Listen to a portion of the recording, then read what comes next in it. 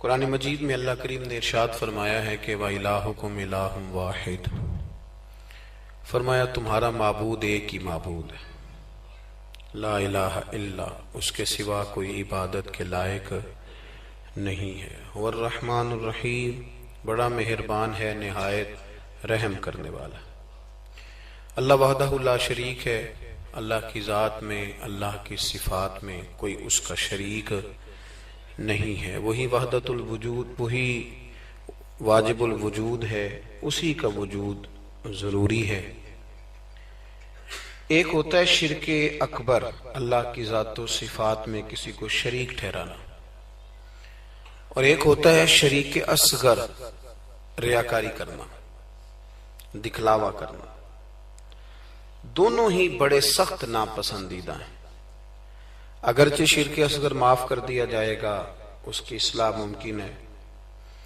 ہمارے ہاں الحمدللہ امت مسلمہ میں شرک اکبر تو نہیں ہوتا، لیکن شرک اصغر کی بیماری بہت زیادہ ہے۔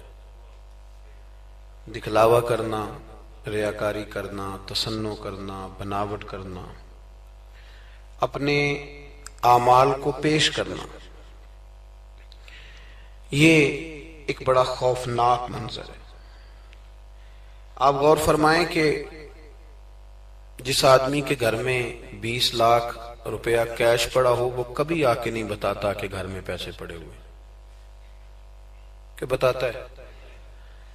اور جس کے گھر میں 10 تولے سونا پڑا ہوا ہو، وہ کبھی آ کے نہیں بتاتا کہ گھر میں پڑا ہے، لیکن جو سویرے تہجد کے وقت اٹھ جائے، وہ سارے محلے کو بتاتا ہے کہ میں اٹھ گیا تھا اور میں نے پڑھی ہے۔ 20 لاکھ روپیہ جو کیش گھر میں پڑا ہے وہ نہیں بتایا، لیکن جو 10,000 روپیہ مسجد میں دے دیا وہ سارے علاقے کو بتایا، حالانکہ وہ بڑی قیمتی نیکی تھی، وہ چھپانے والی تھی، لیکن اس کا اظہار کرنا، اس کو بتلانا۔ حضرت عمر فاروق رضی اللہ تعالیٰ عنہ فرماتے ہیں کہ میں اللہ کے پیارے محبوب صلی اللہ علیہ وسلم کی قبر اطہر کی زیارت کے لیے حاضر ہوا تو حضور کے مزار کے پاس بیٹھ کر حضرت معاذ ابن جبل رضی اللہ تعالیٰ عنہ رو رہے تھے۔ میں نے انہیں دیکھ کے کہا کہ کیوں رو رہے ہو؟ کہنے لگے نبی پاک علیہ السلام کی 2 حدیثیں ہیں جن کی وجہ سے میں بڑا پریشان رہتا ہوں، میں سوچتا ہوں کہیں میں زاد میں نہ آ جاؤں۔ ابن ماجہ میں حدیث موجود ہے۔ حضرت سیدنا عمر فاروق رضی اللہ تعالیٰ عنہ فرماتے ہیں کہ میں نے ان سے پوچھا کہ وہ 2 باتیں کون سی ہیں؟ تو فرمانے لگے ایک تو نبی پاک صلی اللہ علیہ وسلم نے یہ فرمایا تھا کہ اللہ فرماتا ہے جس نے میرے ولی سے دشمنی کی، میرا اس کے خلاف اعلان جنگ ہے۔ تو حضرت معاذ ابن جبل کے رونے کی وجہ محدثین اور شارحین نے یہ بیان کی کہ وہ رو اس لیے رہے تھے کہ کیا پتہ چلے گا کہ اللہ کے بندوں میں سے ولی کون ہے، تو کہیں بھول کر بھی کسی کی بے ادبی نہ کر بیٹھوں، اس لیے وہ رویا کرتے تھے، ڈرا۔ یہاں تو لوگوں کو پتہ ہوتا ہے نا یہ ولی ہے اللہ کا، پتہ ہے نا لوگوں کو کہ داتا صاحب اللہ کے ولی ہیں، خواجہ معین الدین اجمیری اللہ کے، حضرت بایزید بستامی اللہ کے ولی ہیں، حضرت جنید بغدادی اللہ کے، لیکن پھر بھی لوگ بے ادبی کرتے ہیں، پتہ ہے۔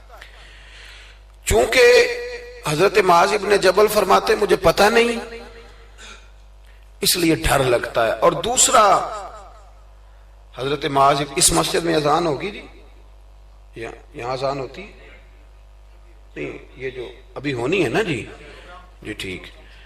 تو حضرت معاذ ابن جبل رضی اللہ تعالیٰ عنہ فرماتے ہیں دوسری یہ بات کہ نبی کریم صلی اللہ تعالیٰ علیہ وآلہ وسلم نے ارشاد فرمایا کہ تھوڑی سی ریاکاری بھی شرک ہے، تھوڑی سی، سیاستہ کی روایت عرض کر رہا ہوں، یعنی یہ نہیں ہو سکتا کہ چلیں آپ تھوڑی سی کر لیں اور باقی سارے مخلص ہو جائیں، یہ نہیں فرمایا، بلکہ فرمایا تھوڑی سی ریاکاری بھی شرک ہے، تھوڑا سا بھی دکھلاوا نہ کرو، تھوڑا سا، کیونکہ ذات الہی کے لیے جو کام کر رہے ہو وہ بندوں کو کیوں بتا رہے ہو؟ جو کام اللہ کی رضا کے لیے، اس میں بندوں کی شراکت کا کیا معنی ہوگا؟ میرے عزیز دوستو، ہمارے ہاں معاشرے میں گھٹن تب پیدا ہوتی ہے جب لوگ نیکیاں چھپ کے نہیں کرتے۔ بہت سارے لوگوں کو نماز پڑھ کے بھی سکون نہیں ملتا، ذکر کر کے بھی سکون اس لیے کہ کہیں نہ کہیں ان کے دل میں یہ بات بیٹھ جاتی ہے کہ میں نفل پڑھنے لگا ہوں، اللہ کرے کسی کی نظر پڑ جائے اور وہ دیکھ کے کہہ دے کہ میں نہ، کیا میری بات، کیا میرا رویہ۔ حضرت جنید بغدادی رحمت اللہ علیہ فرماتے ہیں کہ ایک شخص تھا میرے زمانے میں جس نے نیک بننے کے لیے نماز شروع کی اور بڑی پکی نمازیں پڑھتا تھا، لیکن جدھر سے گزرتا تھا لوگ کہتے تھے وہ دیکھو ریاکار جا رہا ہے، کیونکہ جس مقصد کے لیے کام کرتا تھا وہ عیاں ہو گیا۔ میرے پاس ایک دن آیا، کہنے لگا حضور نیک نامی کے لیے عبادت شروع کی تھی، الٹا بدنام ہو گیا ہوں۔ تو آپ فرماتے میں نے اسے کہا تو لوگوں کی طرف سے امید اتار کیوں نہیں دیتا کہ لوگ تیری تعریف کریں گے؟ تو ایک ہفتہ اس لیے پڑھ کے میرا اللہ دیکھ لے اور اللہ کے رسول دیکھ لے، اس لیے پڑھ لے ایک ہفتہ، پھر اس کے بعد مجھے بتانا۔ وہ شخص کہتا ہے ابھی پورا ہفتہ نہیں ہوا تھا کہ میرے پورے علاقے نے میری عزت کر دی شروع کر دی۔ اخلاص بڑا ضروری ہے۔ آپ یقین کریں اب تو یہ جو ہمارا مذہبی ماحول ہے نا، اس کے اندر بھی آپ کبھی اشتہار پڑھیں تو ایک صدارت ہوتی ہے، ایک سرپرستی ہوتی ہے، ایک نگرانی ہوتی ہے، ایک خصوصی تعاون ہوتا ہے، ایک مہمان خصوصی ہوتا ہے، ایک فلانے صاحب ہوتے ہیں، ایک فلانے صاحب ہوتے ہیں۔ تو کئی دفعہ بندہ سوچ میں پڑ جاتا ہے کہ یار حد ہو گئی ہے، اس گاؤں میں صرف 6 ہی بندے ہیں، یہی صرف قابل بندے تھے جن کے نام لکھ دیے گئے، اور پھر جس کے پاس نوٹوں کی دتھی ہوتی ہے اس کا فرنٹ سیٹ پہ اس کا نام لکھا ہوا ہوتا ہے، وہ آگے ہوتا ہے۔ ایسے تو نہ کریں آپ۔ اخلاص دیکھیں نا، جو بندہ ویڈیو میں آ گیا اس کا تو سب کو پتا چل گیا کہ محفل میں آیا ہوا تھا، تو جو ویڈیو میں نہیں آیا اس کا بندوں کو پتا چلے نہ چلے، رب رسول کو تو پتا ہے نا کہ آیا ہوا تھا۔ آپ کی اس محفل کا مہمان خصوصی پتا کون ہے؟ بتا دوں؟ میں نہیں، میں تو سیدھا سٹیج پہ آیا ہوں، سٹیج تو سیدھا گاڑی میں جاؤں گا۔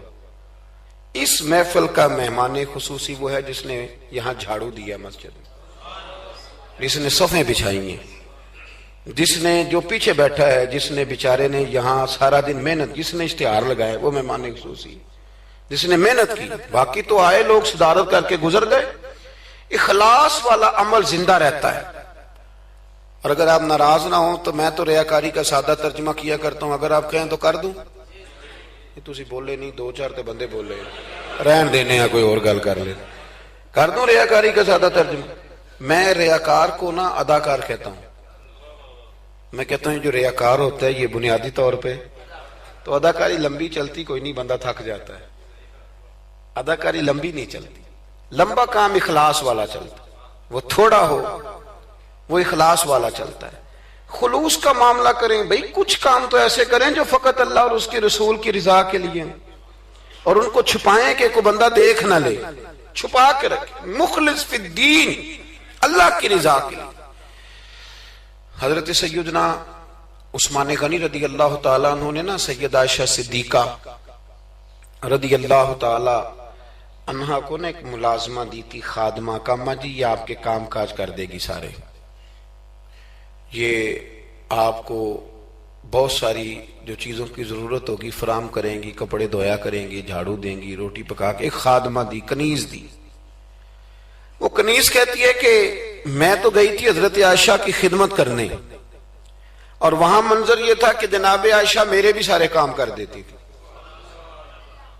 وہ روٹیاں پکانے کھڑی ہوتی تو 2 روٹیاں مجھے بھی پکا دیتی، وہ کپڑے دھونے کے لیے کھڑے ہوتی تو کہتی لا تیرا دوپٹہ میں بھی دھو دیتی ہوں۔ وہ میرے سارے کام کر دیتی، لیکن جب کوئی دروازے پہ بھیک مانگنے آتا نا تو جناب عائشہ صدیقہ مجھے پیسے دے کے کہتی جاؤ اسے دے آ۔ تو میں عرض کرتی کہ اماں جی سارے کام آپ میرے بھی کر دیتی ہیں، اور جب باہر کچھ دینے کی باری آتی ہے تو آپ مجھے بھیجتی ہیں، تو اس میں کیا حکمت ہے؟ تو جناب عائشہ صدیقہ رضی اللہ تعالیٰ عنہ کی سوچ دیکھیں، پھر لوٹیں میرے دوست، دیکھیں ہماری اماں ہماری تربیت کیسے کرتی، دیکھیں ان کا انداز فکر کیا ہے سوچنے کا۔ جناب عائشہ صدیقہ رضی اللہ تعالیٰ عنہ فرمانے لگی جب تو باہر جا کے اس کو خیرات دے گی نا تو وہ تجھے دعا دے گی، تو وہ سمجھے گی کہ یہ مجھے دے رہی ہے، وہ دعا بھی تجھے ہی دے جائے گی۔ میں دعا بھی نہیں لینا چاہتی، میں نے جو بھی اجر لینا ہے قیامت کے دن اپنے رب کریم سے ہی لینا ہے۔ میں چاہتی ہوں کہ دعا بھی تو ہی لے لے، میں دعا والا۔ یہاں تو 36 مرتبہ شکریہ ادا کرنا پڑتا ہے، 36 مرتبہ۔ فلانا آیا اس کا بھی شکریہ، فلانا آیا اس کا بھی شکریہ، فلاں صاحب آئے ان کا بھی شکریہ. اتنے شکریہ ادا کرنے پڑتے ہیں. اور ہمارے تو دیہاتوں میں لوگ کہتے ہیں نیکی تے میں کراں پر یہ کہڑا نہ نیکی کر دینے. میں کہ چلو انہوں نے کہنے ہیں تساں نیکی کیتی تہاڈے اشتہار چھپوا دینا، بندہ بڑا چنگا ہے میرے نال نیکی کر گئے، اس کے پوسٹر لگنے چاہیے. نیکی کس کے لیے کی تھی؟ بولیے سارے بولیے. تو اللہ کو بتانے کی ضرورت ہے. ہمارے ہاں تو ختموں میں بڑا برا حال ہوتا ہے. ایک لسٹ دی جاتی ہے بڑی لمبی. مجھے بھی ایک جگہ لسٹ دے دی، اس پہ لکھا تھا کہ 5000 قرآن پاک پڑھا ہے. حالانکہ مرنے والے کا اپنا بیٹا ایک سپارہ بھی نہیں پڑھتا، وہ ایک سپارہ بھی نہیں پڑھتا. 5000 قرآن پاک، اتنے لاکھ درود شریف. تو میں نے دعا شروع کی تو میں نے کہا کہ یا اللہ جو پڑھایا جانے والے کی روح کو بخش دے. تو بعد میں مجھے وہ کہنے لگے پیر صاحب آپ نے بتایا ہی نہیں کیا کچھ پڑھا تھا. میں کہا کہنے دسنا ساجے، کس کو بتانا تھا؟ ثواب کس نے دینا ہے؟ اس کو ضرورت ہے بتانے کی. معاذ اللہ آپ کیسی بات کرتے ہیں. یعنی یہ ثواب بھی اب بندوں کو بتائیں گے. پھر جی یہ 50,000 روپیہ میں اپنے ابا جی کی طرف مسجد دینے لگا ہوں تو یہ ختم میں یہ بھی اعلان کر دیں. اچھا جناب ابا جی آپ کو کیا دے گئے؟ کہنے لگا 2-4 ایکڑ زمین بھی، کاروبار بھی، پیسے بھی. تو میں نے کہا اس نے بھی مسجد میں اعلان کرایا تھا کہ بغیر اعلان کے دے گیا ہے؟ اتنی وہ تو بغیر اعلان کے دے گیا. تو اس میں سے 20,000 دے رہا ہے، اس کا بھی اعلان کرا رہا ہے. اور قاری صاحب بیچارے کئی دفعہ خطیب صاحب الجھ جاتے ہیں، اس لیے کہ جب وہ 1000 روپیہ دینے آتا ہے تو کہتا ہے صحیح کر کے دسیا دے محمد بشیر دکھن علامت بندے پہاڑ والا سمجھ لیں. صحیح کر کے بتانا، ہنسنے کے لیے نہیں رونے کے لیے بات کر رہا ہوں. یہ اتنا برا حال ہو جائے گا ہمارا، کس کو بتاتے پھرتے. اور میں نے دیکھا نوٹ کھول کر لوگ لے آتے. اس طرح نہ کرے، نیکیوں کو چھپائیں. چھپی ہوئی چیزیں قیمتی ہوتی، یہ قیمتی چیزیں ہوتی، یہ قیمتی ہوتی. حضرت عبداللہ ابن مبارک بہت بڑے درویش گزرے، عالم بھی تھے، صوفی بھی تھے، درویش بھی تھے، حدیث کے بہت بڑے استاد بھی تھے. اور جو صوفیاء سابقون الاولون ہوئے ان میں آپ کا نام ہے. آپ نہ اکثر اپنے کوفے کے علماء سے استفادہ کرنے کے لیے نہ کوفے آیا کرتے تھے. ہر شعبے میں کچھ لوگ اسپیشلسٹ ہوتے ہیں، تو علماء کے شعبے میں بھی کچھ لوگ اسپیشلسٹ ہوتے ہیں. یہ الگ بات ہے کہ آج کل جو ایک عمرہ کر رہا ہے وہ مفتی ہوتا ہے، اور اگر حج کر رہا ہے تو پھر تو شیخ الحدیث ہے. وہ کہتا ہے سارے مسئلے اب میں ہی بتاؤں گا. اور دو کی کتابیں پڑھ لے تو پھر تو کہنا ہے مولویوں کی پتہ ہوئے، سارا پتہ تو مجھے. اللہ تعالیٰ سمجھنے کی توفیق دے. حضرت عبداللہ ابن مبارک جاتے تھے کوفے کے علماء کے پاس، اور وہاں جا کر کے ان سے استفادہ کرتے تھے. اب تو ہوٹل بن گئے ہیں، آپ جس ملک میں جس ایریے میں جاتے ہیں ہوٹل بک کر دیا جاتا ہے، اب وہاں قیام کرتے ہیں. اس زمانے میں یہ طریقہ نہیں تھا. مسجدوں کے ساتھ لوگوں نے مہمان خانے بنائے ہوئے تھے، وہاں جا کے لوگ قیام کرتے تھے.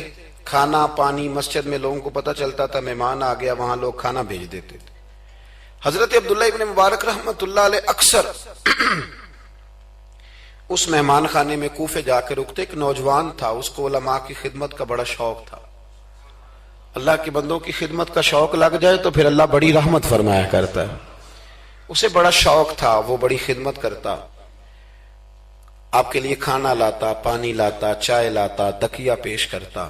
بڑے مہینوں سالوں سے ملاقات رہی. پھر ایک دفعہ حضرت عبداللہ ابن مبارک آئے کوفے میں تو پوچھا کہ وہ نوجوان کہاں ہیں. لوگوں نے عرض کی حضور وہ چھوٹا سا کاروبار کرتا تھا تو اس پہ قرضے چڑھ گئے. جن لوگوں کے پیسے دینے تھے نا وہ بڑے تگڑے لوگ تھے، انہوں نے پرچہ کٹوا دیا. کوتوالے شہر سمجھ لیں کہ ایس ایچ او گرفتار کر کے لے گئے. جب تک بندہ سخاوت کر رہا ہوتا ہے تب تک نہیں لوگ پوچھتے کہاں سے آئے ہیں، اور جب بندہ کہیں الجھ جائے نا تو پھر بندے کہتے ہیں اوہو بندہ ہی ٹھیک نہیں تھا. بڑے بڑے لوگوں کو نقصان ہو جاتا ہے کاروبار میں. یہ کیا بات ہوئی؟ حضرت عبداللہ ابن مبارک کو پتا چلا. ویسے آج کل کا کوئی پیر ہوتا تو وہ پیر صاحب پتہ کیا کرتے ہیں، جب تک مرید جھاڑو دیتا رہے پھر تو وہ کہتے ہیں میرا منظور نظر ہے، لیکن اگر قرضے چڑھ جائیں تو کہتے ہیں اس کا ذاتی معاملہ ہے، میں ذاتی معاملات میں مداخلت نہیں کرتا. تو جب تیرے گھر میں 6 درجن کنوں لے کے آتا تھا تب ذاتی معاملہ نہیں تھا، اب ذاتی معاملہ ہو گیا ہے. اسی طرح کام لیڈر کرتے ہیں، کام کراتے رہتے ہیں سیاستدان، اور اگر بندہ الجھ جائے تو کہتے ہیں اس کا ذاتی معاملہ ہے. تو جب دفتر کھلوا رہا تھا تب ذاتی معاملہ نہیں تھا.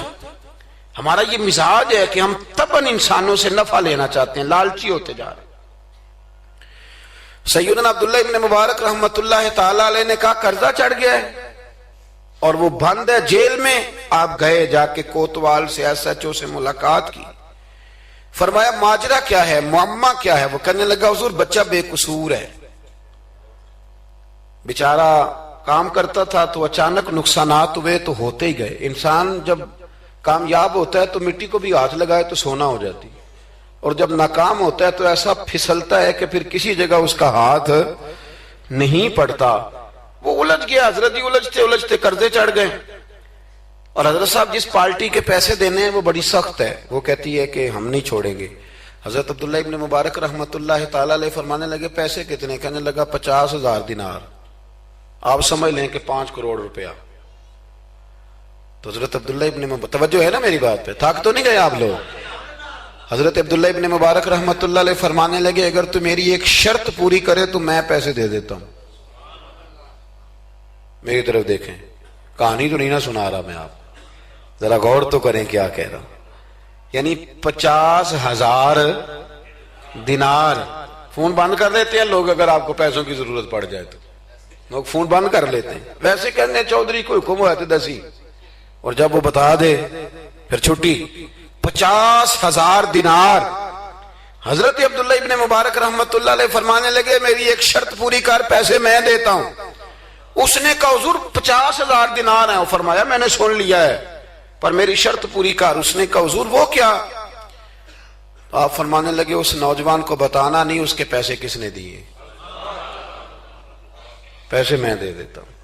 اس نے کہا حضرت جی اسے نہیں بتانا. آپ فرمانے لگے اس کے لیے نہیں دینے, میں نے اللہ کی رضا کے لیے دینے, اور جس رب کے لیے میں نے دینے ہیں اسے بتانا نہیں پڑتا, وہ تو دلوں کے حال جانتا ہے, وہ تو علیم بذات الصدور ہے, لہذا بتانا نہیں. اس کو پیسے دے دیے. نوجوان نے بڑی منت کی کوتوال کی, یار اتنے بڑے پیسے کوئی دے گیا, کوئی 10 روپے تو نہیں دینا, اس محسن کا پتہ بتا, میں تو اس کے پوتوں کی بھی نوکری کروں گا. اس نے کہا میں مجبور ہوں, مجھے حکم نہیں, میں نہیں بتا سکتا. وقت گزر گیا, کوتوال بھی کہیں تبدیل ہو گیا. وہ نوجوان کہتا ہے عبداللہ ابن مبارک بوڑھے ہو گئے, اب گھر میں رہتے ہیں, باہر نہیں آتے. زیادہ ذوف آ گیا, اب جس نے پڑھنا ہے کچھ استفادہ کرنا ہے وہ بھی گھر میں حاضر ہوتا تھا. اللہ اکبر. وہ نوجوان کہتا ہے جیسے جیسے میری عمر بڑھتی شوق بڑھتا کہ یار میرا محسن مجھے مل جائے, میں اس کے پیر ہی چوم لوں ایک دفعہ. اتنا عظیم آدمی. اس کے بعد کئی دفعہ حضرت عبداللہ ابن مبارک ملے بھی. نوجوان کہتا ہے وہ جب بھی مجھے ملتے میں انہیں کہتا بابا جی نیک تو آپ بھی بڑے ہیں پر بندہ تو وہ تھا نا جو میرے پیسے دے گیا. تو وہ فرمایا کرتے چل دعا کرنا اللہ مجھے بھی کوئی کام کرنے کی توفیق دے دے, دعا کرنا.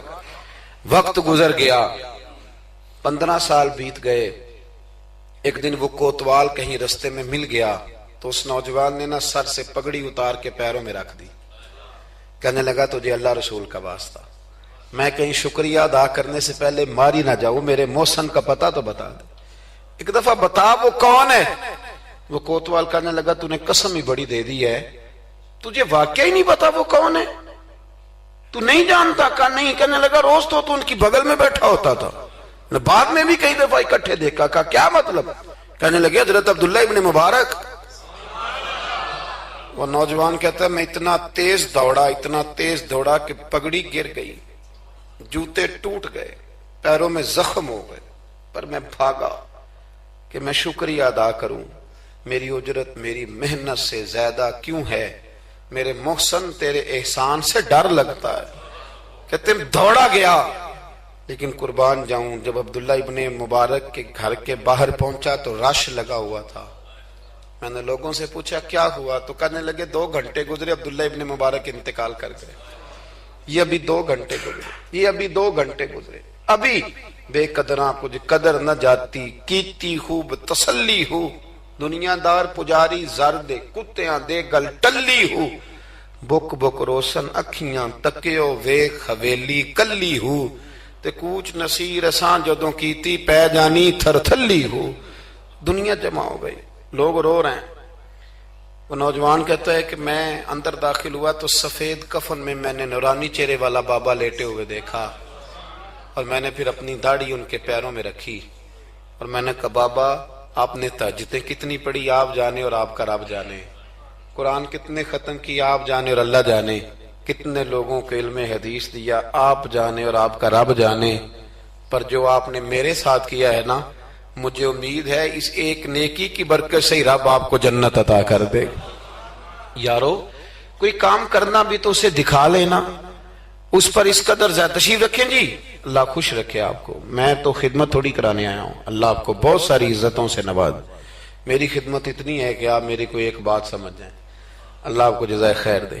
عزیز دوست، اگر مزاج میں خلوص ہو، ایک دیکھیں نا، بیوی کو آپ سارا خرچہ دیں، اس کی ہر بات مانے، لیکن اسے پتہ چل جائے کہ میرے ساتھ مخلص نہیں، کہیں اور بھی اس کی نظر ہے تو گھر بستا ہے۔ اور اگر خامن کو پتہ چل جائے کہ کپڑے بھی وقت پہ دھو کے دیتی ہے، روٹی بھی ٹائم پہ پکاتی ہے، لیکن میرے ساتھ مخلص نہیں، تو گھر چلتا ہے؟ اخلاص نہ ہو تو گھر نہیں چلتا، تو پورا دین کیسے چلے گا؟ لیکن لوگ دکھاتے پھرتے ہیں، اپنا آپ بتاتے پھرتے ہیں، الجھ گئے ہیں۔ کیا ضرورت ہے ان چیزوں کی؟ اگر آپ کے اندر خوشبو ہے تو خوشبو کو تھوڑی ضرورت ہے کہ وہ بتائے کہ میں خوشبو ہوں۔ خوشبو بتایا نہیں کرتی، خوشبو آیا کرتی ہے۔ خوشبو بولیے آیا کرتی۔ امام زین العابدین، بس بات سمیٹنے لگا ہوں، امام زین العابدین حضرت امام حسین کے کربلا میں بچنے والے اکیلے شہزادے، نواسہ رسول، جگر گوشہ بطول، حضرت سیدنا امام زین العابدین بیمار کربلا رضی اللہ تعالیٰ عنہ۔ امام زین العابدین نا، ان کا وصال ہوا تو جب ان کو غسل دیا جانے لگا تو ان کی پشت پر موٹے موٹے نشان تھے۔ لوگوں نے آپ کے صاحبزادے سے کہا یہ نشان کس بات کے ہیں؟ تو صاحبزادے رو پڑے، فرمانے لگے میرے ابا جی نا رات کو اناج کی بوریاں اپنی پشت پہ رکھ کے غریبوں کے گھروں میں پہنچا کے آیا کرتے۔ تب لوگوں میں تجسس پیدا ہوا کہ صاحبزادے آپ کہاں رہتے تھے؟ تو فرمانے لگے میں کئی دفعہ عرض کرتا تھا کہ مجھے دے دیں، میں دے آتا ہوں، تو فرمایا کرتے تھے پتر اگر تمہیں دوں گا تو پھر اس غریب کا نام بھی بتانا پڑے گا، پھر اس غریب کا نام بھی بتانا پڑے گا، تو میں اسے رسوا نہیں کر سکتا، میرا اس کا اور میرے اللہ کا راز ہے۔ یار کوئی تو نیکی ہو جو چھپی۔ ہمارے ہاں لوگ کہتے ہیں جی پہلے پتہ کرانا ہے بندہ مستحق ہے کہ نہیں، ہے نا جی۔ پہلے میں نے امام شافعی سے بھی ایک بندے نے آ کے کہا تھا، اس نے کہا تھی میرا دل بڑا کرتا ہے سخاوت کروں پر مستحق بندہ کوئی نہیں ملتا۔ تو امام صاحب فرمانے لگے تیرے پاس جو کچھ اللہ نے تجھے دیا ہے تو اس کا مستحق تھا، تیرا حق بنتا تھا۔ وہ چپ کر گیا، کہنے لگے اگر رب کریم نے تیری خوبی کوئی نہیں دیکھی اور تجھے اپنے فضل سے عطا کر دیا تو اللہ کے بندوں کو کیوں ٹٹولتا پھرتا ہے؟ اب تو انٹرویو اتنا سخت لیا جاتا ہے، اتنا سخت غریب کا انٹرویو ہوتا ہے کہ وہ کہتا ہے اس خیرات سے تو مر جانا ہی بہتر ہے۔ اتنا سخت انٹرویو لیا جاتا ہے۔ ہم سخت ہو گئے ہیں ہمارے مزاجوں میں۔ ہر مانگنے والا آدمی دکاندار، میں رات کو نا لاہور تھا تو واپسی پہ ایک جگہ پہ نا لاہور سے آتے ہوئے ایک پیٹرول پمپ پہ قریب ہی لاہور کے بریک لگائی، بچے نے کچھ تیل بھروانا تھا، کچھ اور طبی ضروریات تھیں، تو ایک بچی کوئی 10-12 سال کی وہ قریب آ گئی کھلونے لے کے۔ تو اس نے کہا انکل جی کھلونا لے لو۔ میں نے اس سے کہا بچے سے کہ کھلونا ہم نے کیا لینا ہے، اس کو 10-20 روپے دو اور ساتھ اس کو کہو کہ بیٹی رات بڑی ہو گئی ہے گھر چلی جا، زمانہ ٹھیک نہیں۔ تو اس نے شیشہ کھول کے کوئی 20 روپے اس کی طرف بڑھائے تو بچی کہنے لگی انکل میں مانگتی نہیں۔ تو بیٹیاں نا، میری بیٹی کی عمر کی تھی وہ بھی، میں نے بڑی عجیب سی طبیعت میں بات اتری تو میں نے کہا بھی اس سے کھلونا خرید لو، 200 روپے کا کھلونا خریدا۔ تو اس کو میں نے کہا پتر اتنی رات کو یہاں کیوں گھومتی ہو، 10 بجنے کو ہیں اور آپ اس وقت؟ تو کہنے لگی چچا وہ سامنے کرسی پہ میرے ابا جی بیٹھے، ان کا ایکسیڈنٹ ہو گیا اور ان کی ایک ٹانگ اور ایک بازو کام نہیں کرتا۔ تو میں آپ کو افغانستان کی غربت نہیں سنا رہا، کہ میں آپ کو اپنے ملک کی بات بتا رہا ہوں۔ ہمارے ہاں جس کے پاس 4 پیسے آتے ہیں وہ کہتا ہے ساری دنیا ہی امیر ہے، وہ پھر غریبوں کا دکھ بھول جاتا ہے۔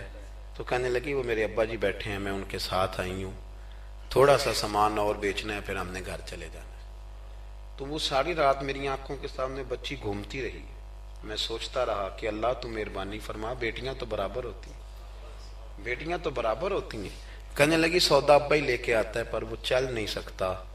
میں کہہ رہا تھا یار کیا کرنا ہے ان دولتوں کا جو لوگوں نے سمیٹ کے جیبوں میں رکھی ہوئی ہیں، کس کام کی؟